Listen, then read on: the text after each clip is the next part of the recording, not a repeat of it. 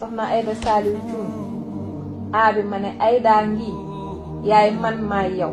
waxu sëriñ Béthio ku nangu noppalu i bi ma ne iman islam ihsan lépp a ngi si yow te ku ànd ak yow tegu si dee bi ma ne jàmm ak salaam nga bëgg moto tranquille bu du riir sa selaw terewul sa lépp di leer a bi ma ne amiru sëriñ Béthio ba tey ngay jëmmam yaa yeesal gi ku la topp mu yées santaat nañu sëriñ Béthio bi mu ñu tànnee boole ñoog yow jël na li gën takkale ko sa jëmm ji lii moo neex yàlla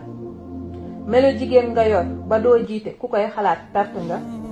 li yàlla dëxañ sa jëmm ji du mbiru nit weesu na enveloppe corporelle yaay sak yaay ndam yaa Aïda Saliou ñoo la bëgg sa melo ak sa doxin rekk ku ci xool war la bëgg jarul xam-xam du ay pexe nag du jàmbaar bëgg-bëggi sëriñ Béthio la ana ñi ko bëgg seen loxo ca kaw jaawi leen ndax raw ngeen soxna Aïda Saliou Thioune moo yees kon daal di yees wax